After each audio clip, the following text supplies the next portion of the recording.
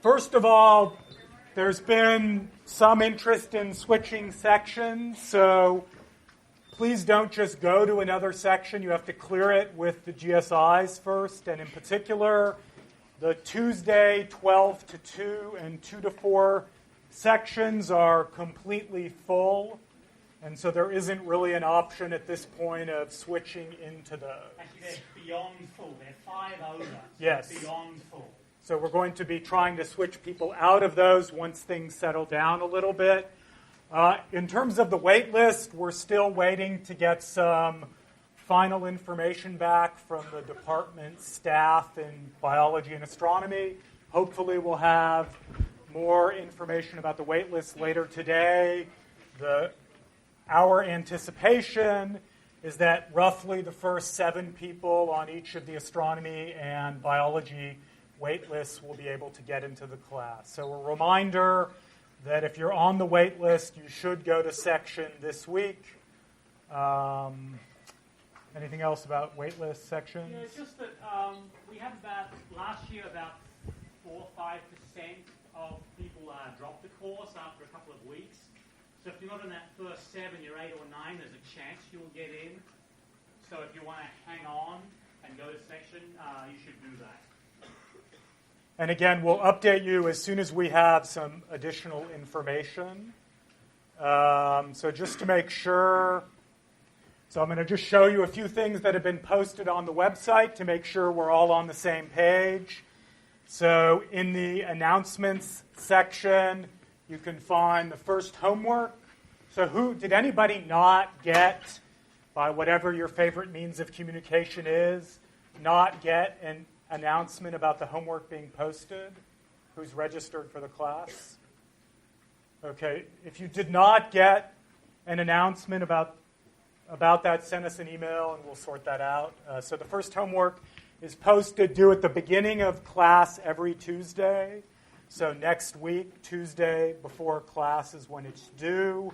Also on the pages section of the website, if you go to view all pages, you can find a page that has some links.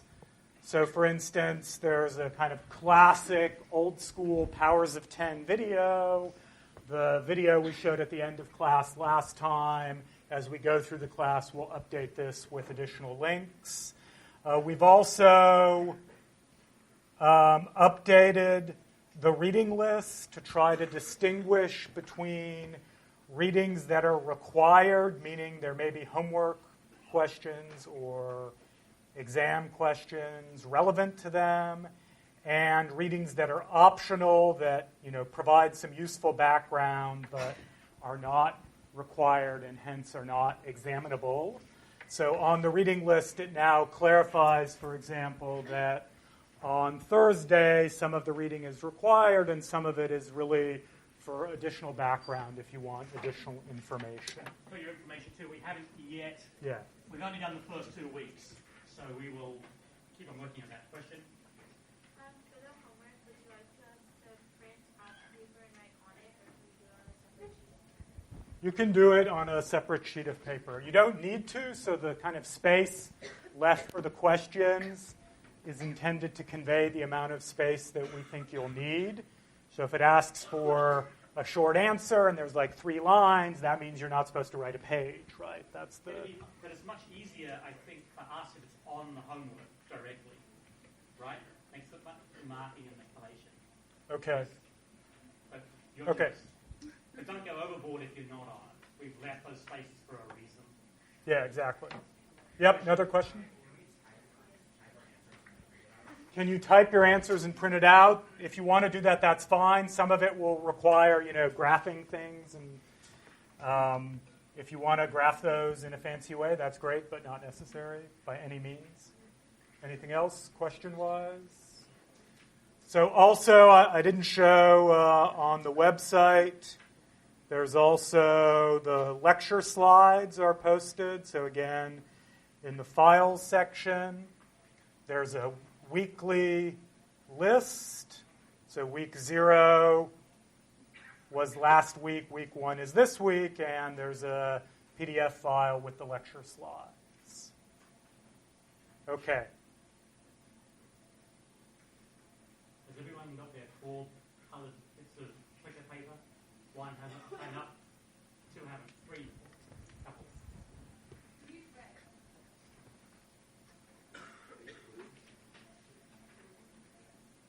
Okay. What do you need?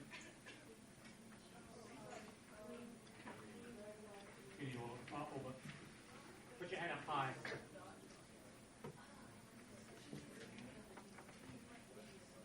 Green, it looks like. White.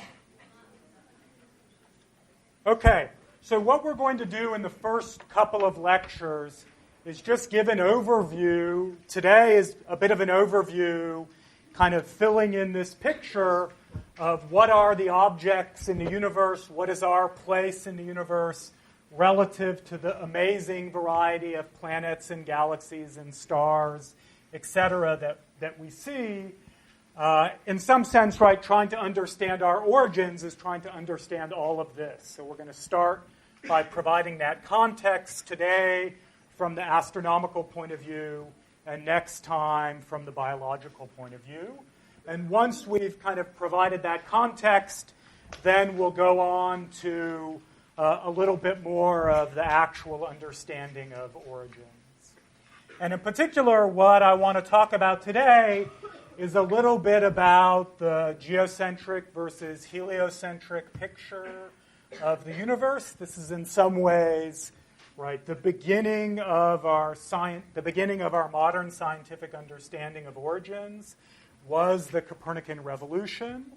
And then we'll really start talking more about what are the constituents of the universe that we're trying to explain when we talk about trying to understand our origins. And so I want to start just by showing you what does it look like if you look up at the night sky from Earth. This is actually from an unusual vantage point. This is from mountaintop, 14,000 feet up in the Atacama Desert in Chile, where the imaginatively named Very Large Telescope, VLT, is placed. So there's actually 4 of these telescopes. The big ones are here. There's some little ones here. So there's 4 independent 10-meter diameter, so kind of 30-foot diameter telescopes. They actually use lasers. You saw a laser shining up there.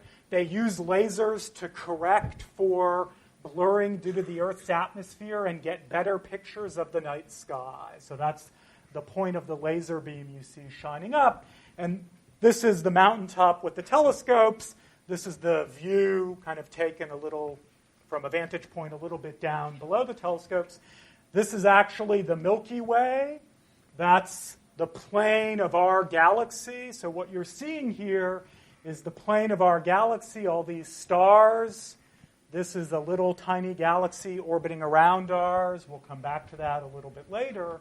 And what you see in this video is what, the ancients noticed looking up at the sky, and it was kind of codified by the Greeks, which is that it really looks like everything is revolving around the Earth. You sit there, you look up at the sky as nights go by or as the year goes by, and it really looks like things are rotating about the Earth, that things are moving with respect to us.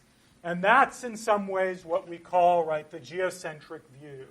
The view that the Earth is at the center and everything out there, the stars, the galaxies, are orbiting around us.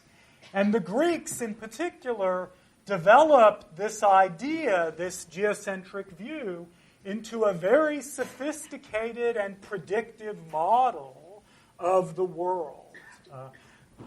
So I think we now sometimes look back and think what the Greeks were a little silly with this idea that the Earth was at the center. Of course, the sun is at the center. But in fact, most of the kind of first observations that you take of the night sky are very suggestive of this idea that we are at the center. And understanding that we're not, of course, was one of the first great scientific revolutions that displaced us from a privileged position.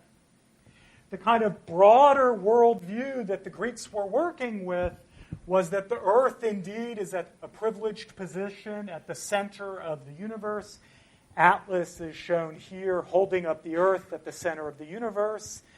The planets were orbiting the Earth in circular orbits. Why circles? Well, circles because Plato had this ideal that circles were the perfect shape, better than triangles, better than squares. And so circles featured very prominently into the scientific worldview that the Greeks developed. And in this geocentric view that the Greeks developed, the stars were much further away than the planets. The stars were out here on what was called the celestial sphere, this extraordinarily distant, far away, unchanging collection of stars. And this was actually a very scientifically successful worldview. Right? In many ways, the geocentric worldview lasted longer, survived longer than the heliocentric model has thus far. And so it was able to survive, many improvements in observations, etc. As time went on, however, it became clear that in order to reconcile this worldview with the actual observations that we see, things needed to get more complicated. It wasn't as simple as planets just orbiting the Earth at the center of the universe.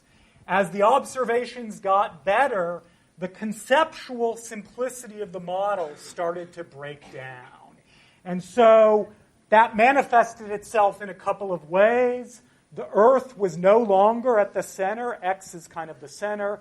The Earth had to be displaced a little bit from the center. This is exaggerated, but it gives you a sense that the Earth isn't at the center anymore. And it wasn't just that the planets went on circles around the Earth. They went on little circles on top of their big circles. And these circles around circles are what were called epicycles, and it's kind of illustrated here. So there's the little circle on top of the big circle. And this was needed to explain things like the retrograde motion of the planets and other things that I'm not going to go into.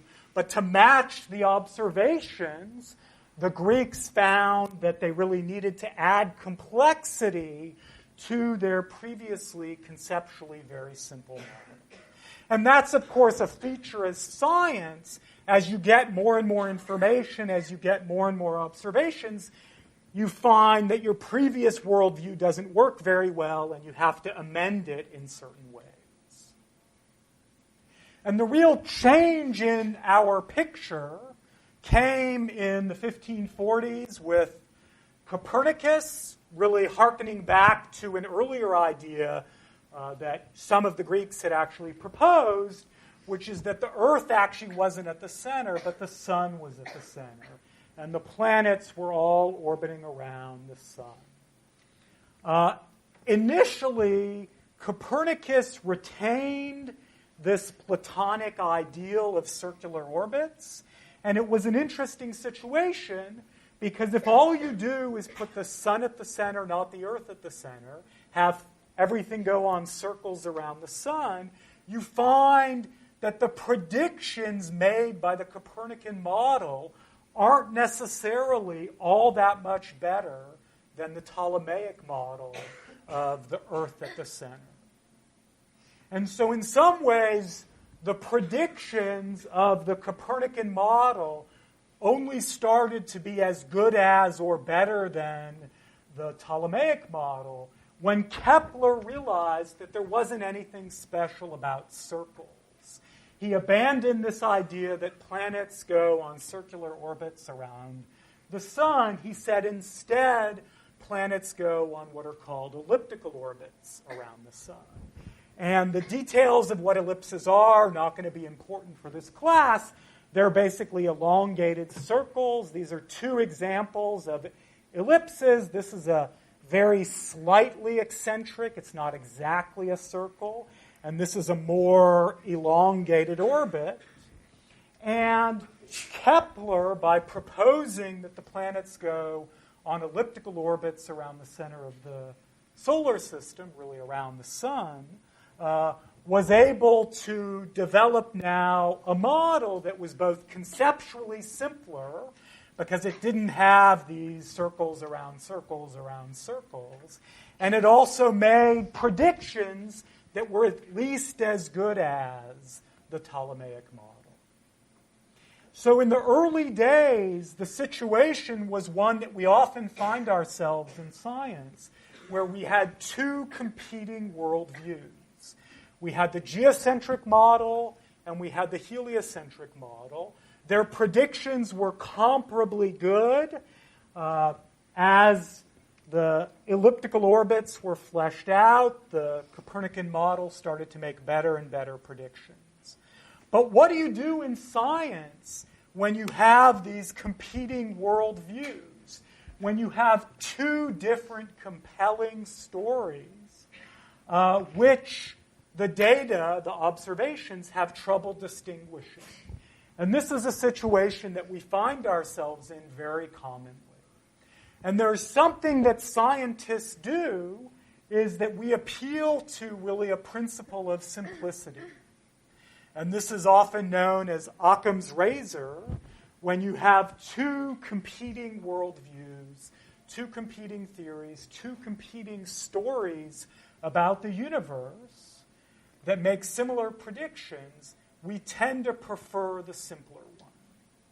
And there's a lot of ways you can phrase this basic idea of Occam's razor. Here are three different versions. The original Latin, if you prefer. Einstein phrased it, everything should be made as simple as possible, but not simpler, or more succinctly, just keep it simple, stupid. And the thing I want to emphasize is that this is not something that had to be true. It didn't have to be true that the simplest ideas are the right ones. This is really a statement about how scientists go about doing science. That we prefer when simple ideas with a minimum number of hypotheses or assumptions are able to explain the observations. And it has turned out to be the case, as we emphasized in the first lecture, that in many cases, simple ideas are really able to encapsulate an extraordinary amount of what we see in the universe. The idea of evolution by natural selection. The idea of universal laws of nature that apply everywhere in the universe. These are very simple ideas which turn out to explain a tremendous variety of observations. And that kind of way of approaching the complexity of the universe, of keeping it as simple as possible, given what you're trying to explain, is really at the heart of how modern science works. Now, it's of course not just that the Copernican model was simpler than the geocentric model. There are now many observations which tell us that the sun indeed is at the center of the solar system, not the Earth. One of the important first set of breakthroughs was actually when Galileo used the newly invented telescope to look up at the sky and study in more detail what was actually in the solar system and how objects in the solar system looked. And one of the things that he found were the four biggest moons of Jupiter, shown here. This is Jupiter. These are the four biggest moons, what we now call the Galilean moons of Jupiter. These are close-up pictures of these four moons of Jupiter. Jupiter actually has something like 63 or 64 moons. Most of them are really small. Galileo only found the four really big ones. These moons are actually extraordinary. They have amazing properties. They have liquid water. They're actually some of the most promising places in the solar system for finding life other than on Earth, are on the moons of Jupiter. And we'll come back to that towards the end of the class. The important thing in the early days was that what Galileo showed is that the moons of Jupiter are not orbiting around the Earth, they're orbiting around Jupiter. So that was very important because it showed directly that there were objects in the solar system not orbiting the Earth. And it kind of broke this conceptual view that there was something special about the Earth and everything had to go around the Earth. Galileo, again, with the newly invented telescope, made another discovery that in some ways struck more at the heart of the geocentric view of the universe, and it had to do with observations of the phases of Venus. And so to explain this to you, I want to first just remind you about the phases of the moon and how we understand why the moon has the phases it does. So this is a kind of illustration of the origin of the phases of the moon. The sun is somewhere over here. Its light is coming in. This is the Earth. This shows the moon in different places of its orbit around the Earth. And what you see are the parts of the moon illuminated by the sun from the incoming sunlight. And then with this little bracket, you see the parts of the moon that are actually visible from the Earth at that time. And so what you see, for instance, when the moon is here, between the Earth and the sun, the side of the moon illuminated by the sun is on the opposite side from the Earth. And so we can't really see the illuminated face of the moon. And this is called the new moon when you look up and you barely see anything, or maybe you see this kind of slight edge of the moon. When the moon is on the opposite side, when the Earth is between the moon and the sun, then the sunlight, as it comes through, it completely illuminates the face of the moon that we can see, and we see a full moon. Okay? And then likewise, when the moon is up here or down here, about half of the moon that we can see is illuminated.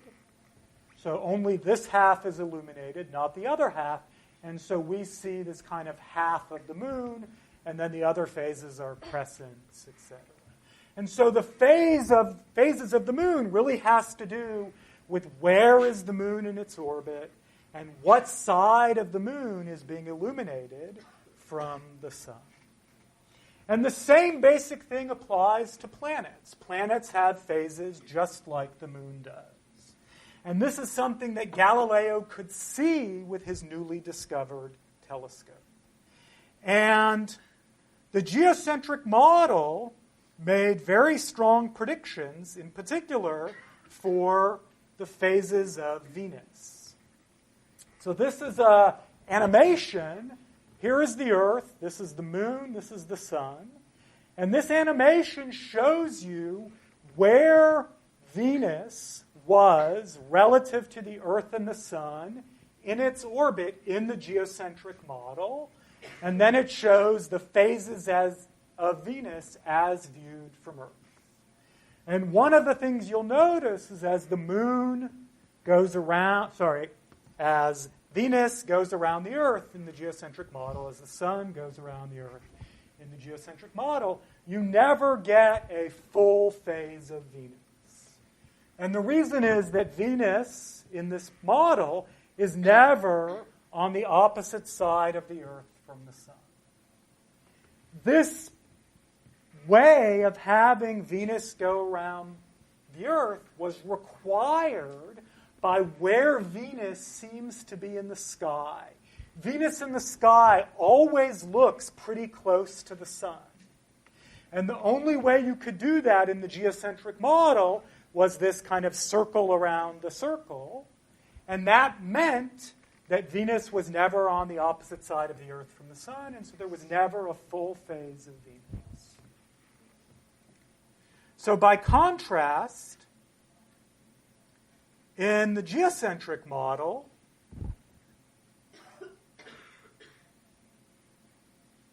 in the geocentric model, here's the sun, here's Venus. Venus's orbit is a little bit inside the Earth. If we're sitting here on the Earth, as Venus goes around, we can actually see all kinds of phases of Venus, just like with the moon. And so in the heliocentric model, the sun is here. You can have Venus on the opposite side of the sun from the Earth. And in that case, you see a full phase of Venus. You see the sunlight bounces off of Venus, comes to the Earth. We see Venus fully illuminated. And so just like the full moon, we would see the full phase of Venus. And so what Galileo discovered with the newly invented telescope was not just the moons of Jupiter orbiting Jupiter. He discovered many other things, in particular, the phases of Venus, and that Venus goes through all phases, just like the moon does. And this directly ruled out the geocentric view of the universe. And this is a beautiful illustration of where an advance in technology, in this case, the invention of the telescope, the ability to see things fainter with more detail than we could before, kind of produced and confirmed a change in our worldview. In this case, confirming the heliocentric view of the universe and ruling out the geocentric. And by now, there are many, many other observations that confirm the heliocentric model, but it was really these discoveries of Galileo that kind of put the death knell to the geocentric model.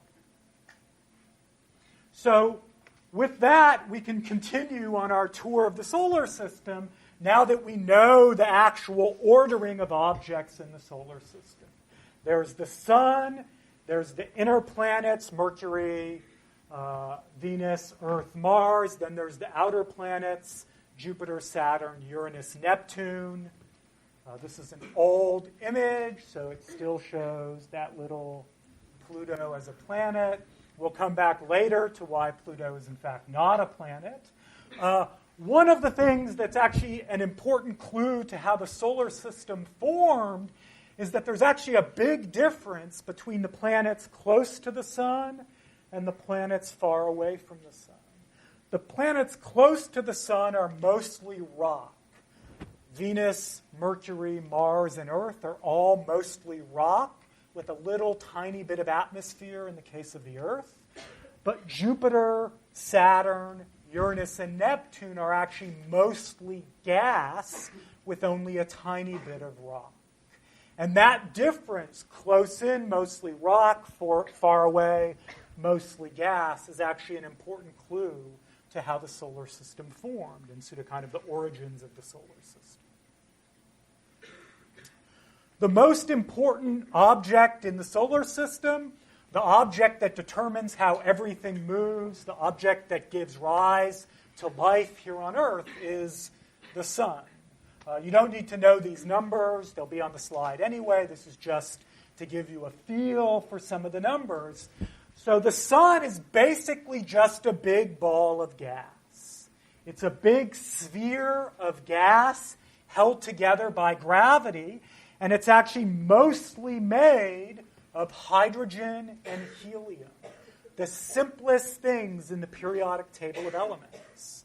Unlike the Earth, which has a lot of oxygen and iron, the sun is actually mostly made of the simplest elements, hydrogen and helium. That's another big clue to our origins, the fact what the sun is actually made of. And just to give you a sense of how much larger and more massive and brighter the sun is than everything else in the solar system, the sun is 100 times bigger than the Earth in size. It weighs 300,000 times what the Earth weighs. And the sun produces about 4 times 10 to the 26 watts of energy.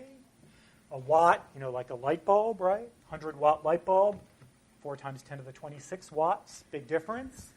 The sun produces 20 trillion times the energy that is used on the Earth. So that's just to give you a sense of how tremendously bright and what an incredible source of energy the sun really is. And the source of energy there is nuclear fusion at the center of the sun, as we'll talk about. And this is really the basic reason that people are excited about solar energy as an alternative to fossil fuels. Because there's actually so much energy coming out from fusion in the sun that if we can just get a little bit of that energy, right, we can use it to power all of the activities here on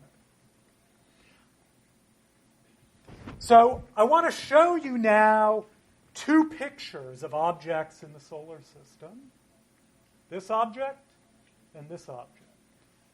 Go back and forth for a second. So, any guess? What is this object? What about that? Right. So these are actually both pictures of the sun, but they look pretty different. This is a picture taken basically with what your eye can see, visible light.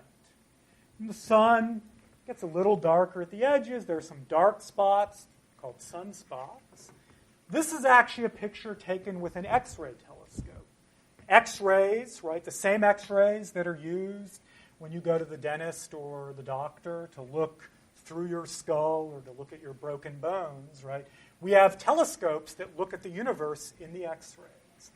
In the X-rays, you don't see the surface of the sun. What you do is you actually see only these very bright regions, and what you actually see are mostly the sunspots. The parts that look dark in this picture in visible light actually look bright with an X-ray telescope. And this is an extremely important clue, one that we'll come back to over and over again in the class, which is that to really understand what there is in the universe, how things came to be, we can't just look at the universe with the kind of light that our eye can see. We have to look at our universe with all kinds of different light. And so to remind you, light is part of what we call the electromagnetic spectrum. Light comes in many different varieties. It comes in X-rays, visible light, that's what our eye can see. Infrared light, that's light that has somewhat longer wavelengths than what our eye can see. Radio waves, right, that your radio, in the old days, what your radio would pick up. And the distinction between all of these types of light, these are all really different types of light, has to do with the wavelength of the light.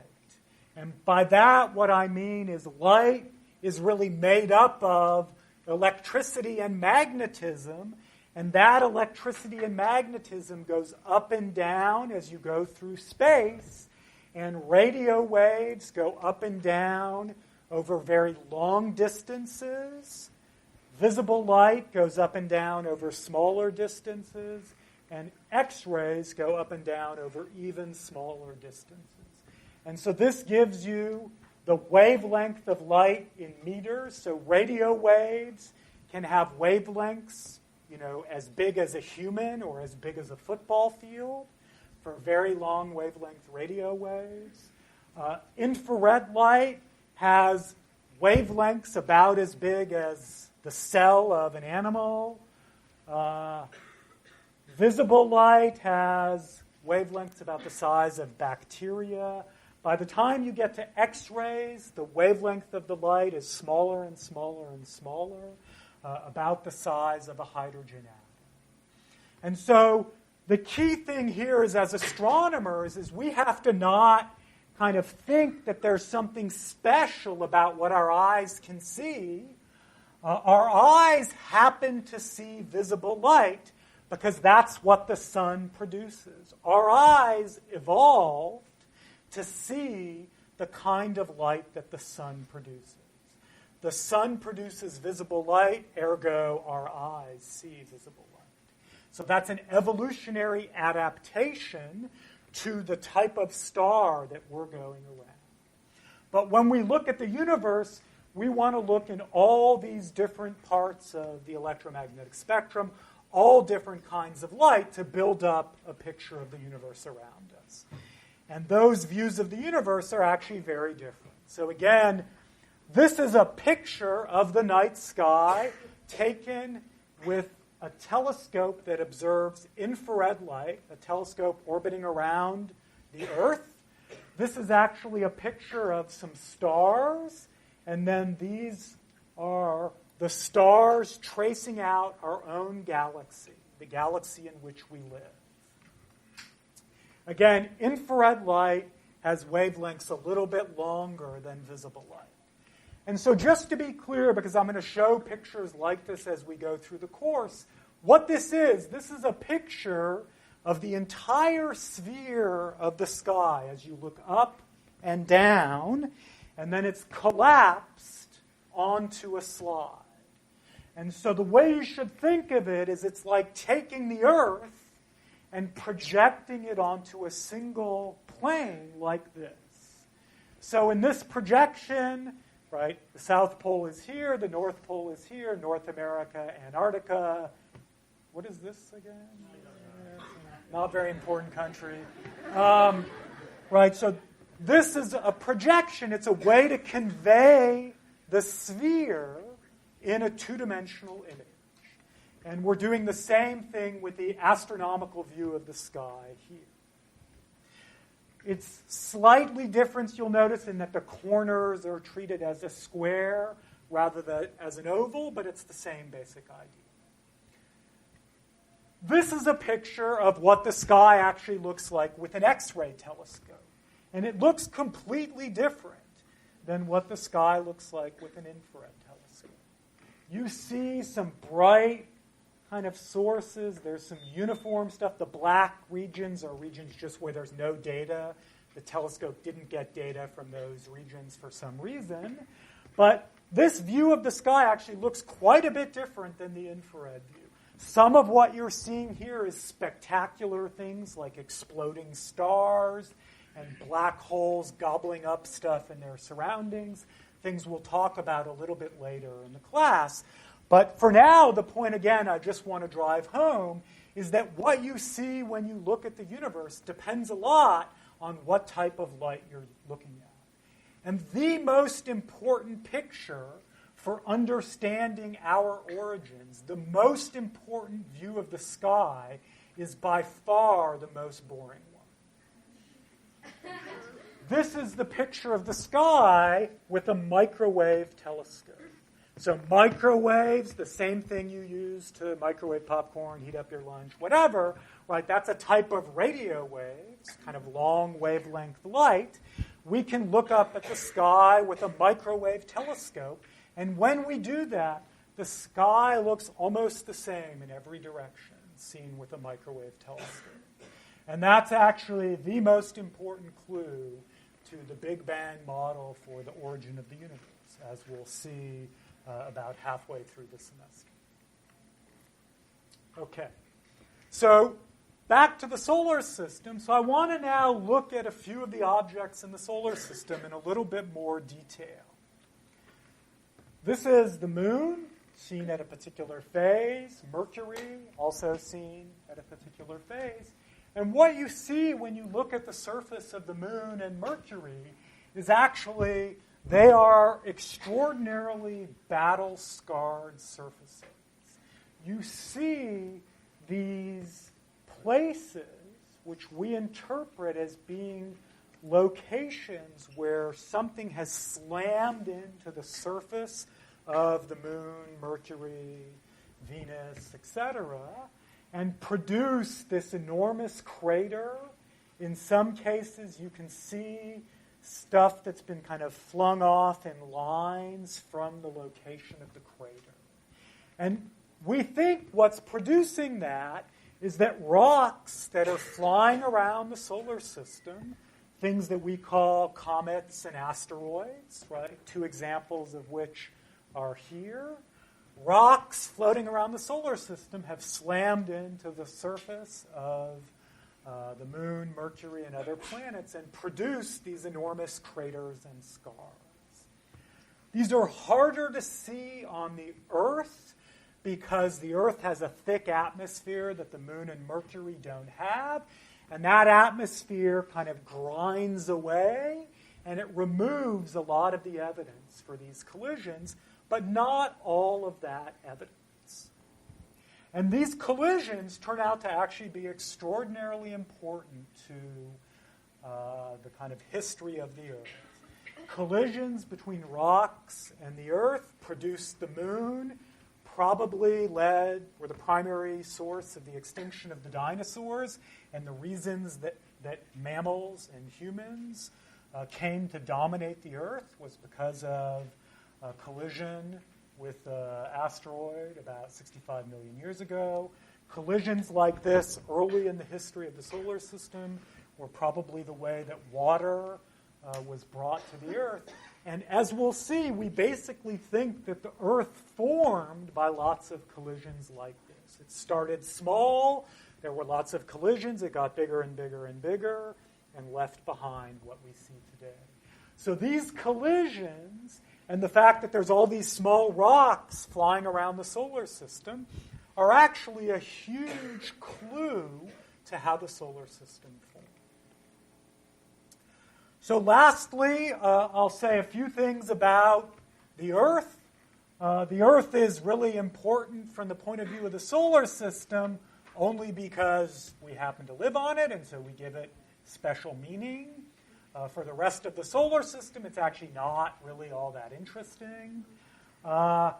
It's a little different from the sun in what it's made of. Right? Again, the sun is made of hydrogen and helium. The Earth is made out of heavier elements in the periodic table. The atmosphere is oxygen and nitrogen. The crust has a lot of silicon. There's a lot of carbon. The Earth's core is iron. And that's extremely important. If the Earth were just made of hydrogen and helium, we don't think that life as we know it would have been able to evolve. It needs, in particular, carbon. It needs oxygen for what we breathe, for water. And so the fact that the Earth is made of a different kind of element, that it's mostly made of different stuff than the sun, is actually very important for biology and for kind of the history of biological evolution on Earth. So what I want to do now is I want to move outwards from our solar system to talk about other things that we see around us, not just in the solar system, but further away. And to do that, I have to try to describe to you how we measure and how we describe distances to objects in astronomy. I should, before I go on, I do want to remind you that if you have any questions as we go, you should feel free to ask them. You don't have to wait till the end of class, etc. So if you have questions as we go, feel free to interrupt. So what I want to do is I want to kind of describe to you how do we even quantify what we mean by the distances of objects in astronomy.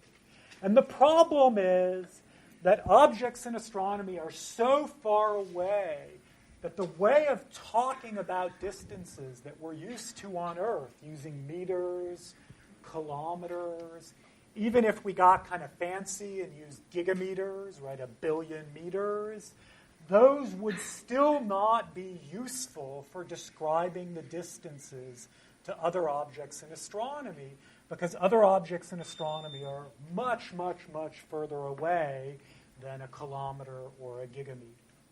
And so the way we're going to express distances is in terms of how far light would travel in a certain amount of time. Light travels at the speed of light, 300,000 meters per second. That's about 1 billion miles an hour. And so the way we describe distances in astronomy is in terms of how far light can travel. So what I want to do now is I want to turn the table. So go ahead. What's the speed of sound? The speed of sound depends on the stuff sound is going through. So it's different in water and in the air.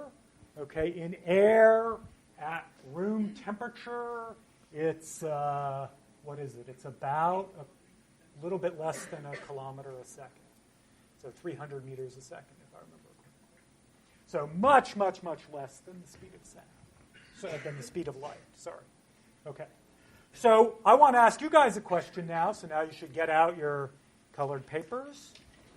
So the question I want to ask you is, the distance between LA and San Francisco is about 615 kilometers. And I want you to think about this for a second. You can talk to your neighbors. You can figure this out by doing a calculation. But if you don't want to do that, just guess. What is your kind of gut instinct to how long would it take light to travel from Los Angeles to San Francisco? The distance is 615 kilometers. Light travels at 300,000 meters a second. 2 seconds is the white answer. 2 milliseconds is the blue answer. 300 seconds is the green answer. 14 is the red answer. So you can take a second. You don't have to put up your sheet right away.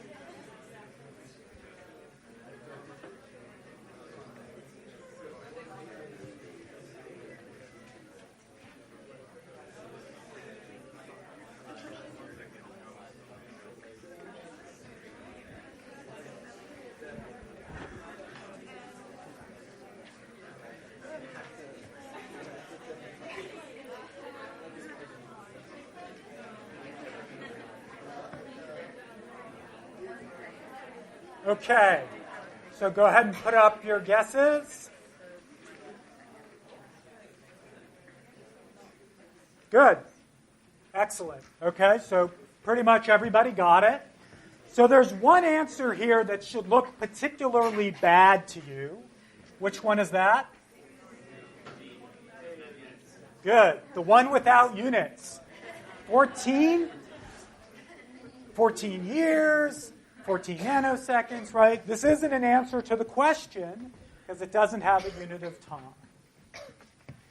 So the right answer is, in fact, 2 milliseconds, which is pretty fast.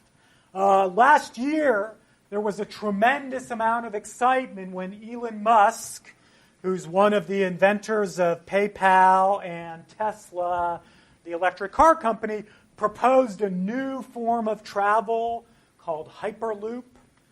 Which is like these big vacuum tubes that you get in kind of coffins, and you travel at this extraordinarily high speed, and it still takes you 30 minutes to get from LA to San Francisco. And so this gives you a feel for just how fast light travels, that even the futuristic forms of travel we're talking about, right, are extraordinarily long compared to the time it takes light to travel, say, from the Earth to San Francisco. So we get this, as I think many of you did, speed is distance divided by time. That means time, if I just flip it around, time is distance divided by speed. And so you can work it out then, take the distance divided by the speed to get about 2 milliseconds. So our own solar system is already substantially bigger than this. It takes light about 8 minutes to travel from the sun to the Earth. So the Earth is about 8 light minutes from the sun. The distance light travels in 8 minutes. The unit of distance that we'll use for talking about other objects is a light year. The distance that light can travel in 1 year. So that's the speed of light, 300 million meters a second, times the number of seconds in a year, which is about 30 million. And so that turns into about 10 raised to the 16 meters. And again, this is such a huge number that it's really hard to even get your mind around that.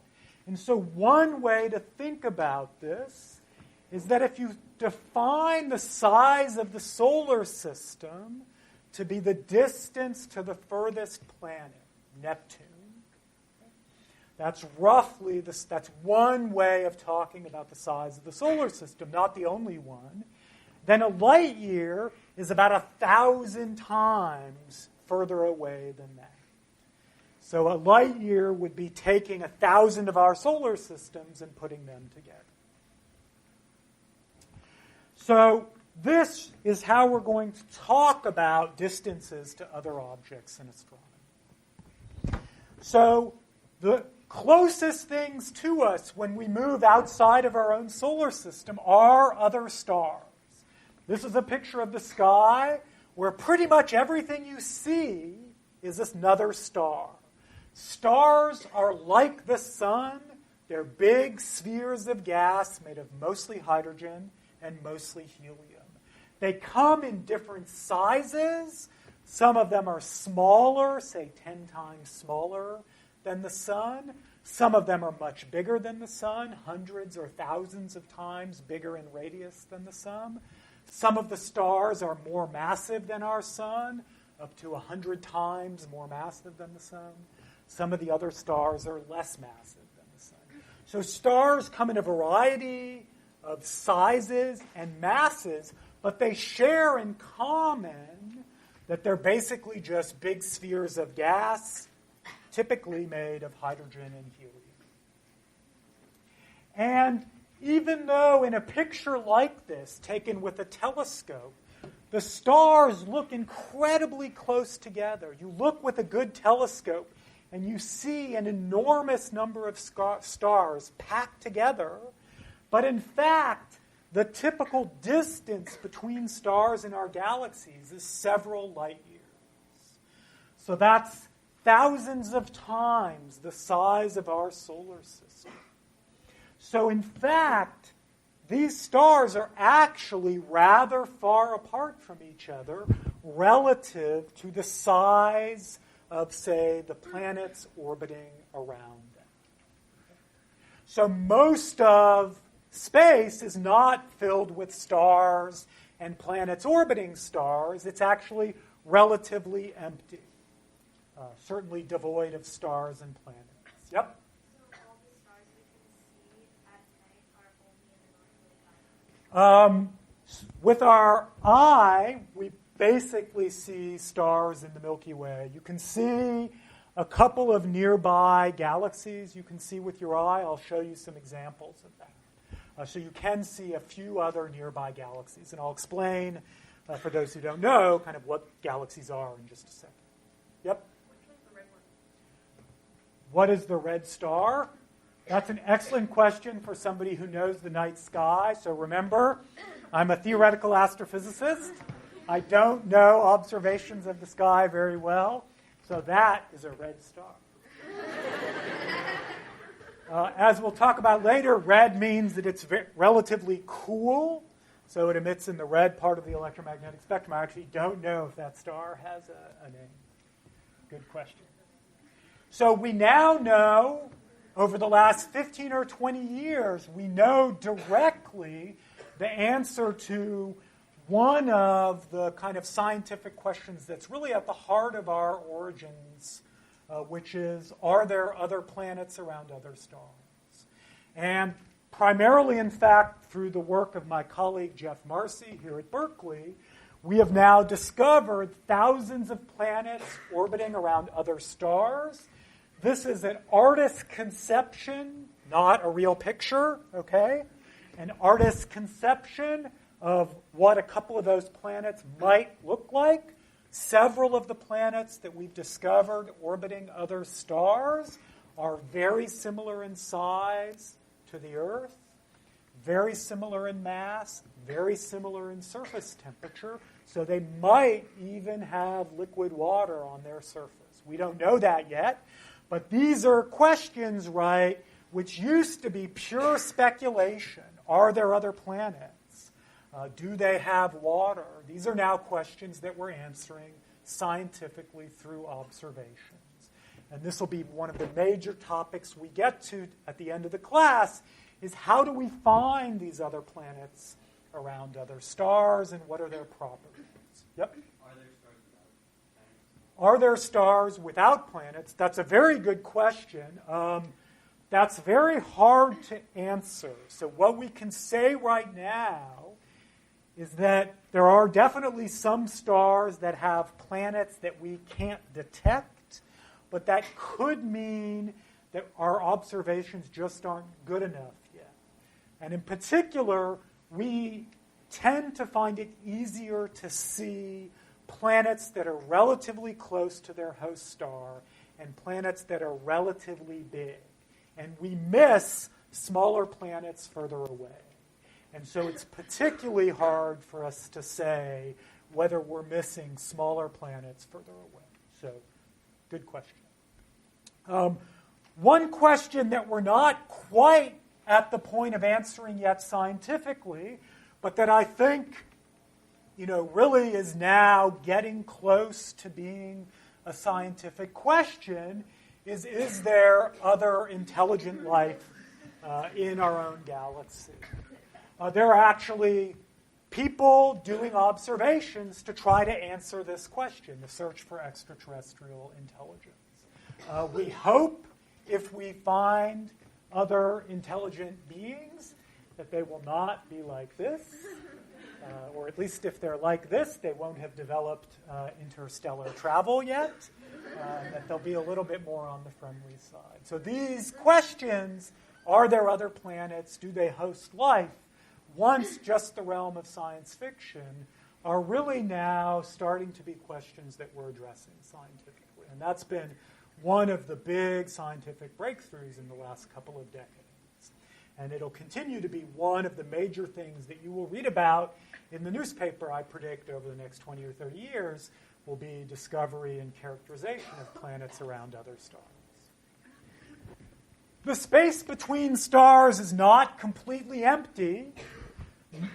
It's actually filled with gas. So the Earth, remember, has a solid core, has a solid surface, but an atmosphere of gas. Those are different phases of matter. And most of the space between stars is actually filled with a very tenuous gas. This is one of the most famous pictures taken by the Hubble Space Telescope. It's been named the Pillars of Creation. This is a region where new stars are forming.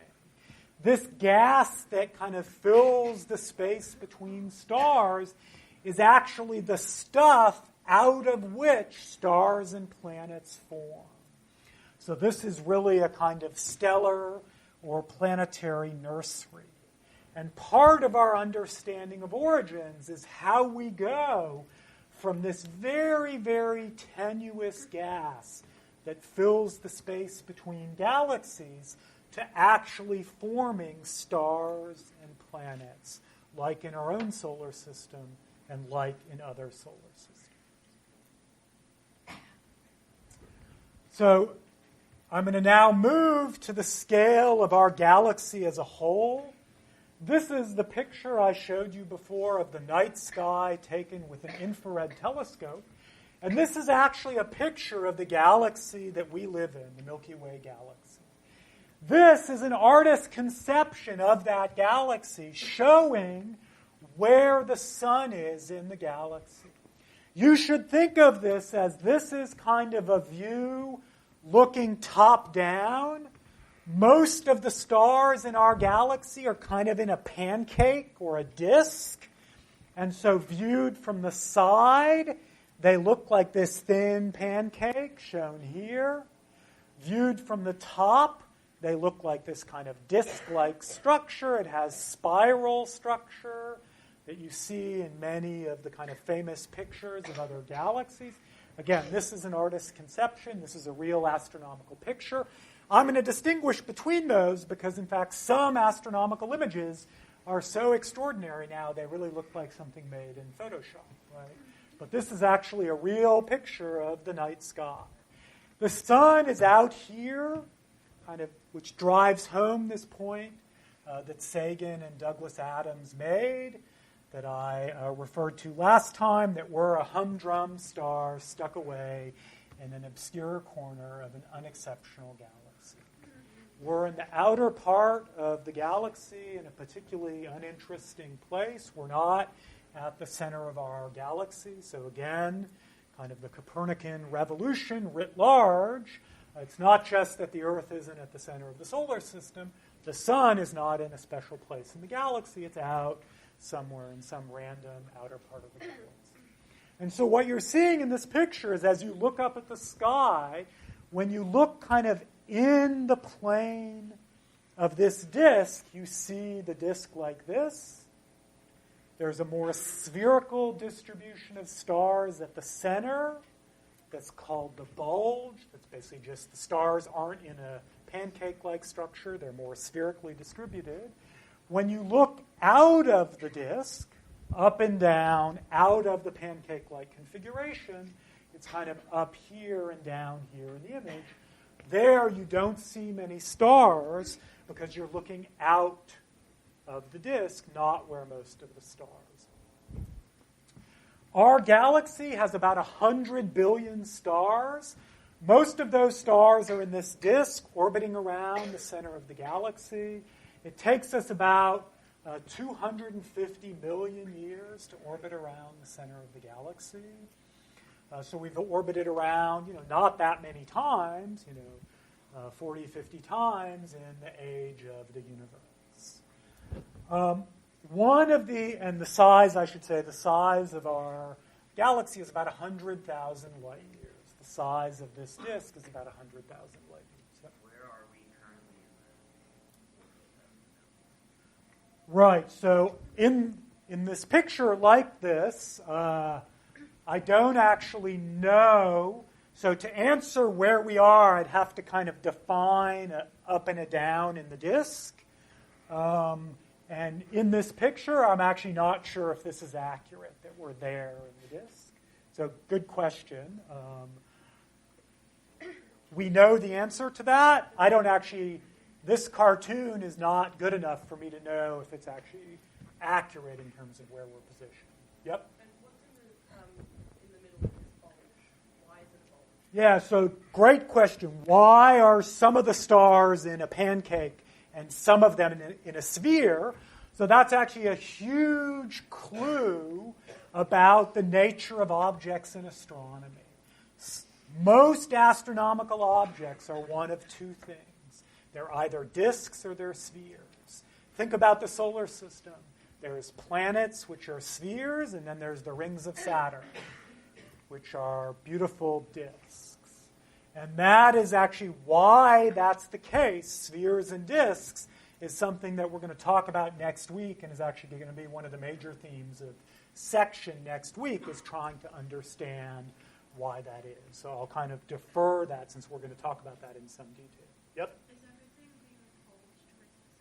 So the question is everything being pulled towards the center?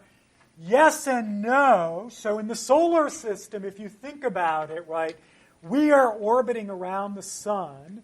Gravity is pulling us towards the sun, but that doesn't mean that we're moving closer and closer to the sun. What it means is we go around the sun at actually a roughly fixed distance. And in exactly the same way as in the solar system, in the galaxy, the stars are orbiting around the central regions of the galaxy. They're being pulled in that direction by gravity, but that doesn't mean they're getting closer. They're still actually maintaining a roughly constant distance. That's how gravity operates. Yep? So is it just our solar system rotating every 250 million years?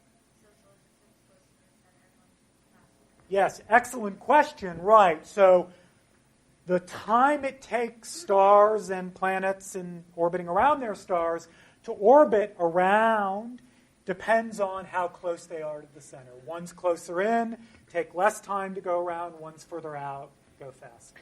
Yep. How long is it before we smash into the Andromeda? Yes. You stole my thunder. That's the next slide. Yeah. 5 billion years or so. Yep. I would assume that galaxies don't orbit another object, and why is that? So galaxies, we'll get to that in just a second, actually do orbit other objects. They do, yes. Yep. Yep. Does the bulge emit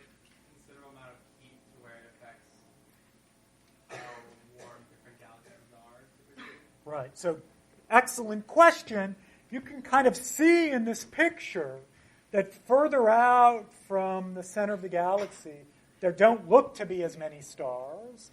Closer in, it's much kind of more smooth. That's actually an indication that there's more stars, and so there's more light produced.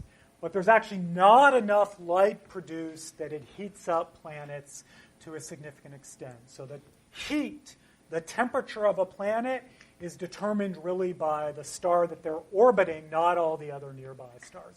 In almost every case, unless you happen to be very close to a very bright, rare star. So, yep. If everything is orbiting something, then is there one real center? So that's a great kind of, again, kind of Copernican lesson, is everything is orbiting something and there is no absolute center. Yep. Why is it called the nuclear bulge? It's called the nuclear bulge because nucleus kind of means center. That's the reason it's called that. Yep. Was there another question? Yeah, how common is it for stars to be ejected to different orbits within the galaxy? And is it possible to have the star? Yeah, excellent question. So most of the time, stars are so far from other stars that they don't really get tugged by gravity by other stars. But occasionally, stars can pass close to each other and kind of kick the star off in another direction. And that happens more often near the center of the galaxy because there's more stars close to each other. It happens less often out where the sun is. But it actually does happen, it has happened in the history of our solar system. So, again, just to emphasize scale, this is 100,000 light years, the size of our galaxy. Our galaxy is actually not mostly made of the stars that we can see. It's not mostly made of stars or planets or gas. It's made of something else that's fundamentally different from anything in the periodic table, from any star or any planet or any ball of gas. And we call that something else dark matter. That's mostly what makes up the mass of our galaxy.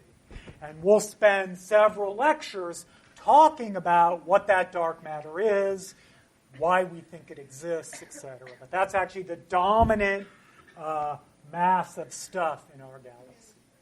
There's one other thing I want to point out about our galaxy, one other constituent that's right at the center. It turns out right at the center of our galaxy is a black hole, a 4 million solar mass black hole. This is kind of a useful lesson about the universe. The universe contains things that are infinitely more complex and remarkable than we have any experience of just in our everyday life here on Earth. And one of those things is that most galaxies have at their center a single big, massive black hole, an object where gravity is so strong that it's won out over every other force that we can think of in the universe and caused all of the mass in that object to collapse down into an extraordinarily small region. That's what we mean by a black hole. As far as we know, the existence of black holes has exactly zero impact on our origins, but it's so cool that I wanted to mention it. So how do we know that there's a black hole at the center of the galaxy? Sorry, question? Yeah?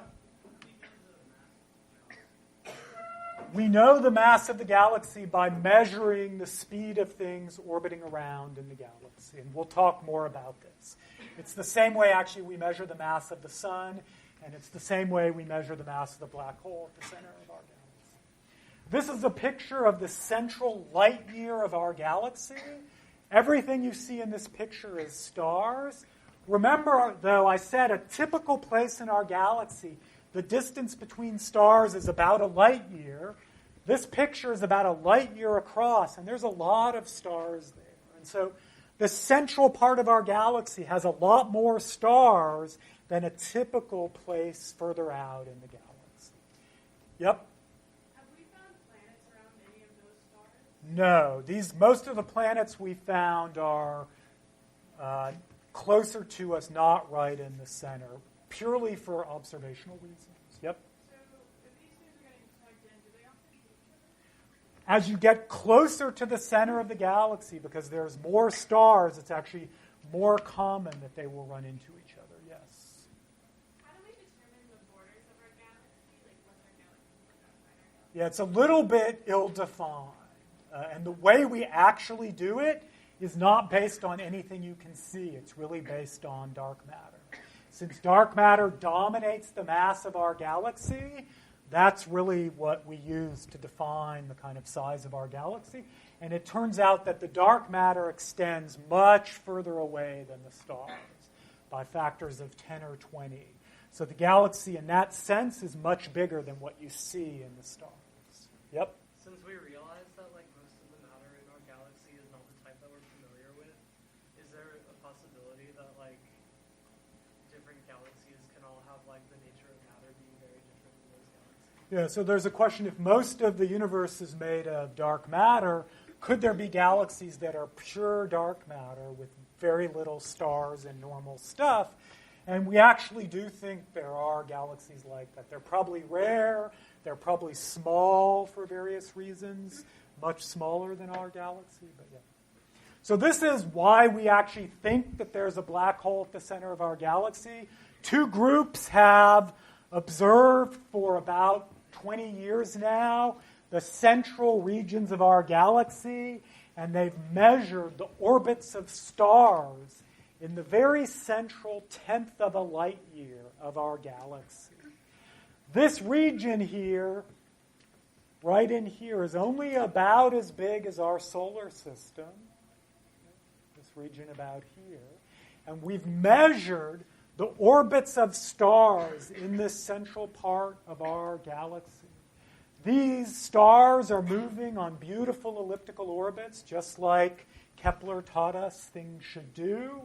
The fastest star here is moving at about 12,000 kilometers a second. For comparison, the sun orbits the galaxy at about 200 kilometers a second. We can use the motions of these stars to figure out the mass of the thing at the center causing them to move this fast and in these orbits. And it's the same way we actually measure the mass of the sun using the orbits of the planets, using Kepler's laws. We'll talk about this next week. And what we infer from that is that there's a single object, a single black hole, that weighs about 4 million solar masses at the center of our galaxy. Our galaxy is not the only galaxy. Hold on. I'm going to probably hold off on questions now till the end, just so we can get through everything. Hopefully there'll be some additional time for questions at the end. So this is the nearest big galaxy to us. This is called the Andromeda Galaxy. Somebody asked the question of, can you see other galaxies, stars in other galaxies? The Andromeda Galaxy on a dark night, you can see with the naked eye. You don't even need a telescope to see it. It's a galaxy actually very much like our own. So galaxies are basically just large collections of stars held together by gravity. So just like a solar system is planets held together around a star by gravity, a galaxy is large collections of stars orbiting around under the action of gravity. It's mostly the gravity of dark matter because there's more dark matter than normal matter. But it's that basic idea of stuff held together by gravity orbiting around. Andromeda is about 3 million light years away, and our galaxy, the Milky Way and Andromeda, are actually orbiting around each other. And we will actually collide with each other in about 5 billion years or so. Not much will happen, actually, out where the Earth is in the solar system. There's a small chance that during the collision, So what will happen is the two galaxies will collide and then they'll separate. There's a small chance that the sun will actually end up in Andromeda rather than in the Milky Way after that collision. But during a collision like this, most of what happens is that things just pass right by each other, because most of a galaxy is empty space. And so most of what happens is kind of things go past each other. They exert some gravitational pull, but you shouldn't think of it as like a huge collision of cars wrecking into each other, because most of a galaxy is relatively empty space. In addition to this big galaxy that's orbiting us, there's actually a lot of very little galaxies orbiting around the Milky Way. A couple of these, the large and small Magellanic Clouds, again, you can see with the naked eye in the southern hemisphere. So this is actually, this is a picture with a pretty good telescope in a pretty dark location where you see the Milky Way. Again, this is the disk of our galaxy that you can see in a dark location with the naked eye. If you've been backpacking in the Sierras or something, you can even see this. The Large Magellanic Cloud weighs about 1% of what the Milky Way weighs. So it weighs 10 billion times the mass of the sun, but it's a pretty puny galaxy. Because big galaxies are galaxies like our own and like Andromeda, which weigh about 1 trillion times the mass of our sun. Galaxies, just like stars, actually come in a wide variety of sizes. In terms of shapes, they're basically either disks or spheres. But in terms of mass and size, they occupy a very wide range of masses, from tens of thousands of times the mass of our sun. That's the smallest galaxy. Those might be pure dark matter, as the question that was asked a little while ago, to the biggest galaxies, which are something like 10 times the mass of our own galaxy. The fact that the Milky Way is not on its own, but it's actually orbiting around another galaxy, Andromeda, being orbited by some little galaxies, the Magellanic Clouds, that turns out to be common. Most galaxies are part of what we call groups or clusters, which just means collections of galaxies held together by gravity, orbiting around kind of under the influence of their own mutual gravity. The gravity of all of the galaxies acting on all of the other galaxies causes them to orbit around each other.